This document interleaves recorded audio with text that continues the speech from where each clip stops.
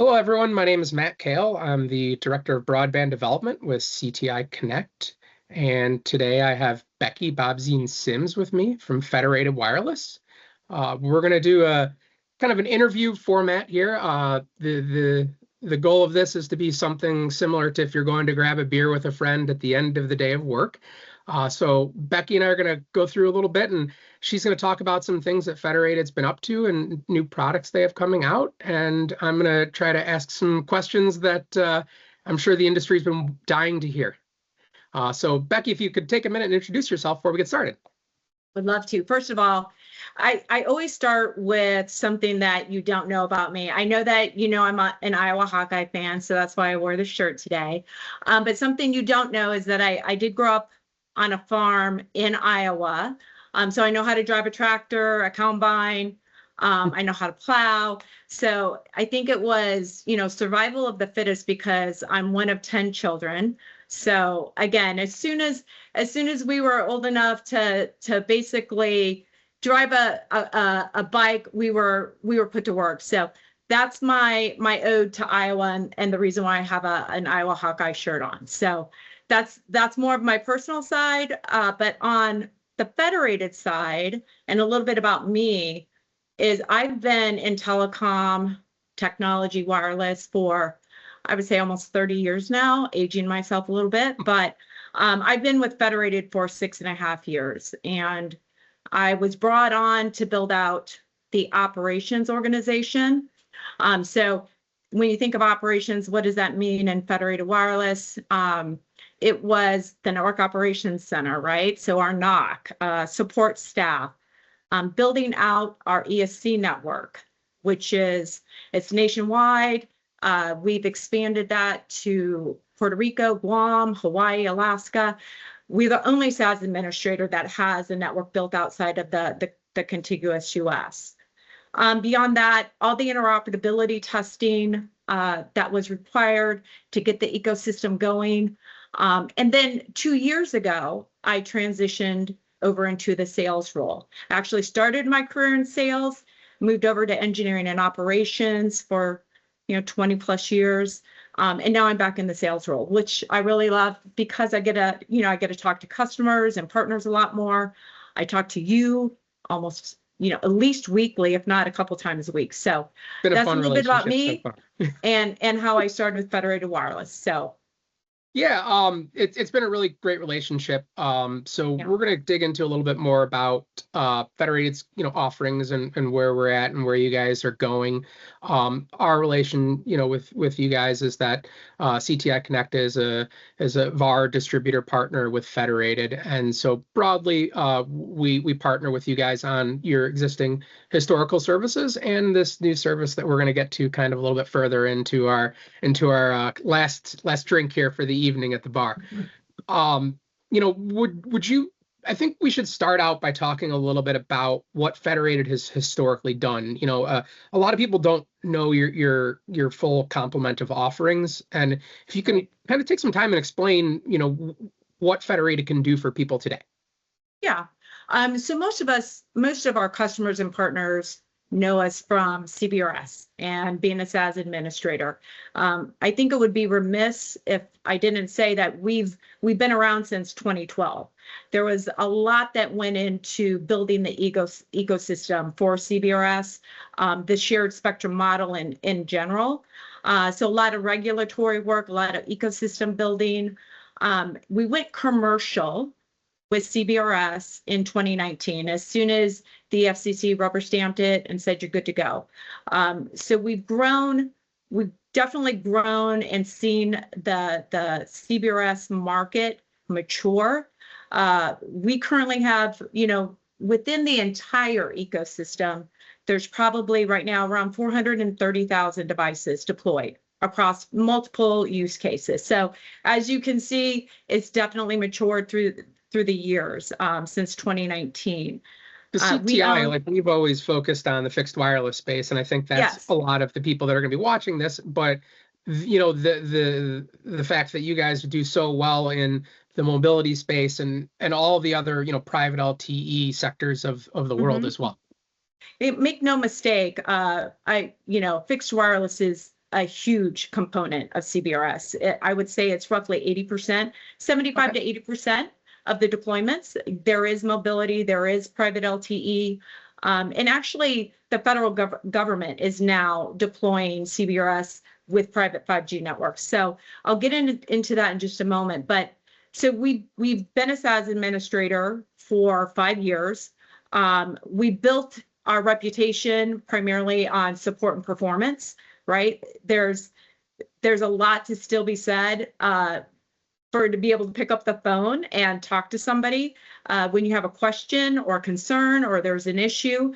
But this year, which was exciting, we just got certified, I believe it was the end of February, on our AFC or the 6 gigahertz band. So in CBRS, there's probably 60 different OEMs that we work with. Again, very mature, great ecosystem. The 6 gigahertz band, it's the usual complement of providers when you're talking about OEMs in fixed wireless. So Tarana, Cambium, Telrad, we're working with Mimosa. And then beyond that, on the enterprise side, we work with HP, Cisco. So when you think of enterprise, think of Mercedes-Benz Stadium. So a lot of devices deployed there on our AFC, Notre Dame Stadium. But fixed wireless is definitely going to be a huge component in the 6 gigahertz band. So again, we're working with our key partners there. And of course, you are one of them. And something I've noticed is, since the SASs first rolled out in the 3 gigahertz CBRS space, a lot of companies had been coming out with a product, and the market has become less and less. Some of them have dropped out, lost focus, maybe not kept up their network of sensors or outsourced it to other companies. But it seems like you guys are doubling down. Oh, most definitely, because it's important that when there's 150 megahertz available, right, you want to be able to have access to the full 150, not just the upper 50. And as we all know, in coastal areas, in order to use the lower 100, your SAS administrator has to have an ESC network, right? So our ESC network is triple redundant, right? And what do you mean when you say triple redundant, right? So not only are we taking into consideration the actual physical ESC, but we also take into consideration power, right?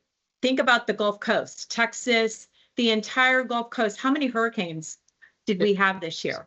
It was horrible, right? So you have to. Sorry, go ahead.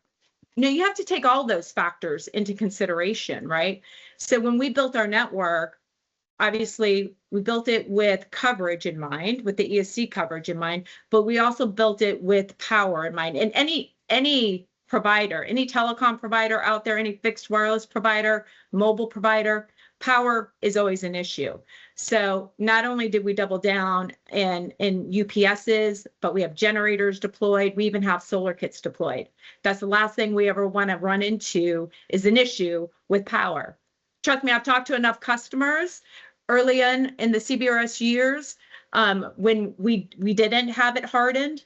It only takes one time to have an angry customer at the other end of the line to make sure and fix it. That don't ever repeat that. So we invested a lot.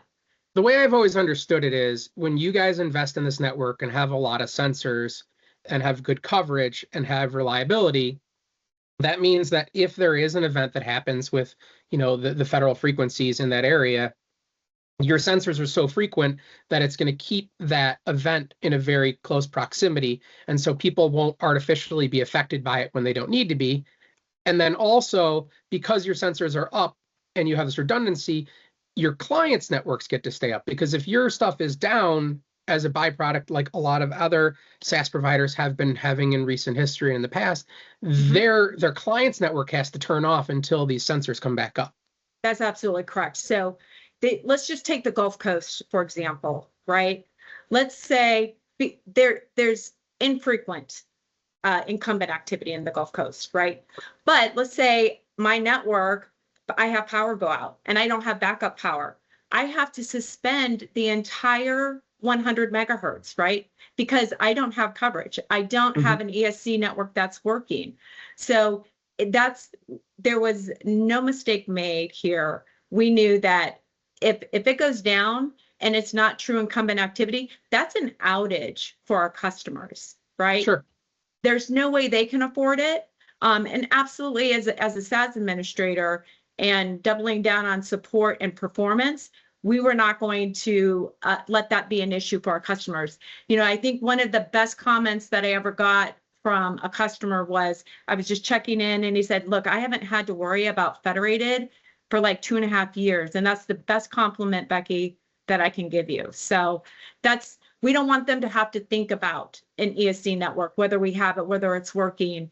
It's working, and we guarantee it 5 nines availability. Perfect. So let's roll into kind of the meat and potatoes of this. A lot of people are really interested in the next thing we're going to be talking about. So we've talked about what you guys do to manage spectrum. And so let's transition to your new product, the Adaptive Network Planner. There's a lot of people in the industry right now that are trying to figure out how they're going to design these next generation networks and how they ensure that their coverage is accurate and how they look at that and try to get the most amount of information to best build out. So tell us about what you guys are up to and what's coming out. Yeah, so to be honest with you, we surveyed not just our customers, but other customers in CBRS and 6 gigahertz, right?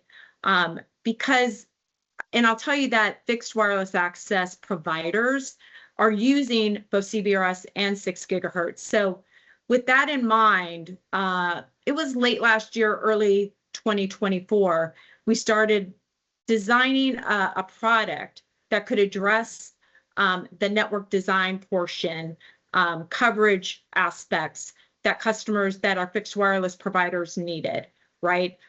Something that complemented either CBRS, 6 gigahertz, or even pulling in 5 gigahertz. And we wanted to make it easily accessible. So not only do we provide a very easy UI interface to use, but we also are now extending it via API. So it easily integrates into customer workflow systems. But the tool itself, one of the things that I'm most excited about this tool is that with CBRS, we've always been questioned, what channels do I use, right? And because we are a SAS administrator, we know where all CBSD's devices are deployed, regardless which SAS administrator you're using, right? Sure. So what we've done is we've integrated that data into the Adaptive Network Planner. So when you go to do a coverage analysis and you're trying to figure out, okay, I'm going to locate here at this tower, and now I need to place a receiver probe at this particular location. First of all, you're going to get line of sight and on line of sight, right? For customer optimization. But more importantly, for that tower location, we do a SINAR calculation, and it takes the aggregate interference of all devices deployed.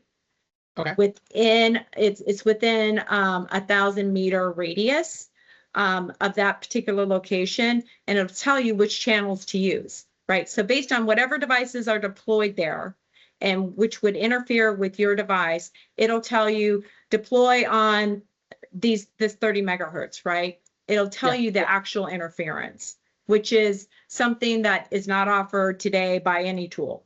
So, you know, our industry is one of people trying to get the most accurate guess they can, right? And so LiDAR mapping really moved this industry to the next level, where you went from a 50-50 shot to, all right, maybe I'm like 85 to 90% accurate that I can send my installer out to go do that install, and it should be good. And the remaining question that had always been is, well, these results are based off of a fixed amount of interference that you just put in the system, and you're just kind of guessing, or maybe you're running a spectrum scan in that radio, but that's a moment in time. And the other variable that people haven't been able to utilize is the noise. And that's the other thing, you know, you talk about in a best case scenario, this link will do this, but what you're saying is that your software is going to allow them to take an additional variable that had always been a mystery and have that being put into the propagation model. 1,000%. And then on top of that, you get the usual, what you would expect from a tool, right? So when you're using LiDAR data, what's the accuracy down to 1 meter resolution, which is very important, right? So you can tell the installer not just go to the house, it's going to be good, but like go to this corner of the roof because that's going to be the spot to be. So you can really narrow down that time.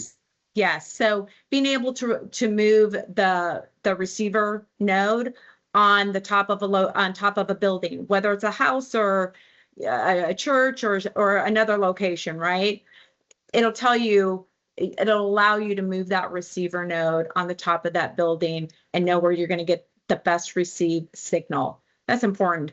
But even when you're deploying a tower, right?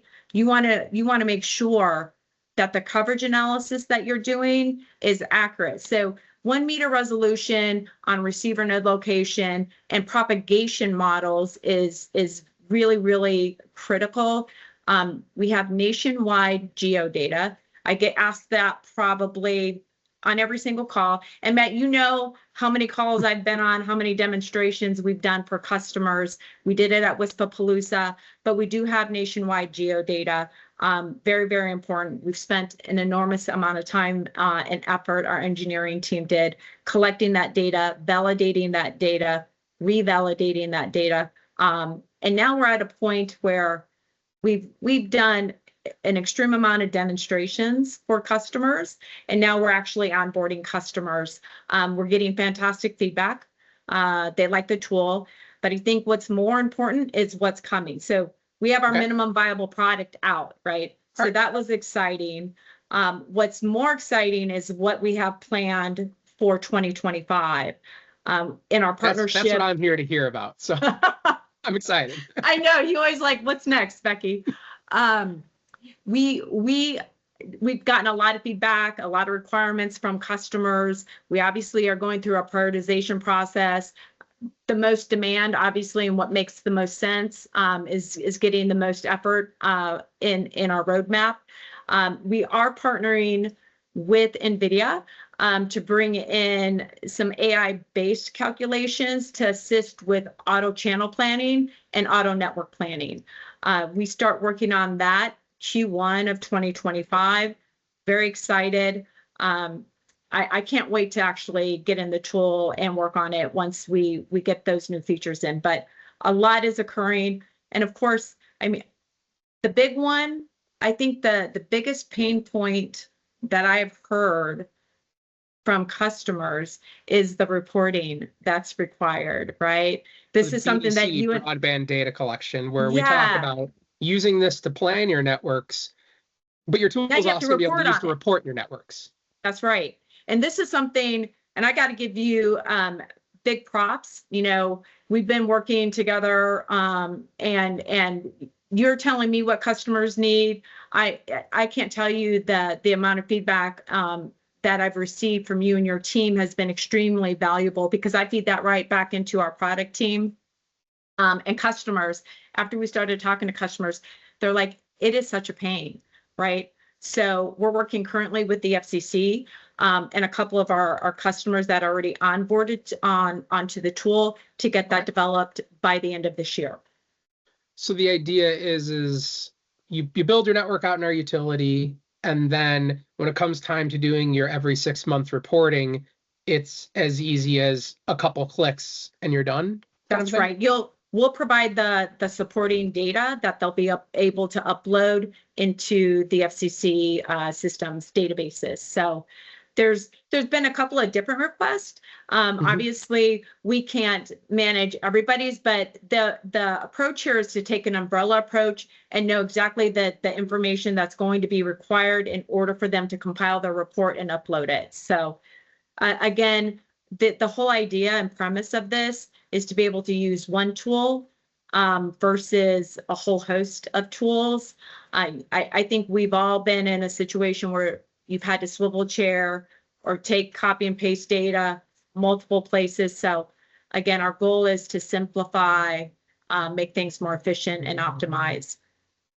Perfect. Is there anything else you wanted to talk about in terms of Network Planner? I know we talked a little bit about some optimization things, and I think that's a little bit way down on the roadmap. But is there anything that that you think that this year people are going to be the most excited about with it? I think again, making sure that they have coverage analysis, right? And as soon as you lock a tower, you get free coverage analysis for any new sites that you're building out, right? Okay. So I think that's important to hear. So that's something you might want to say that again. As soon as you lock a tower, you get free coverage analysis for any towers that you're planning to build out. So everybody has a new tower candidate, right? Not every tower, you don't know where to place it. So you might have 3 candidates that you want to check coverage analysis. I want to cover this county. That's Crown right. Castle has 2 towers. American Tower has a couple towers, and the farmer has a grain silo. Where do I go? That's right. So run your coverage analysis. That doesn't cost you a dime.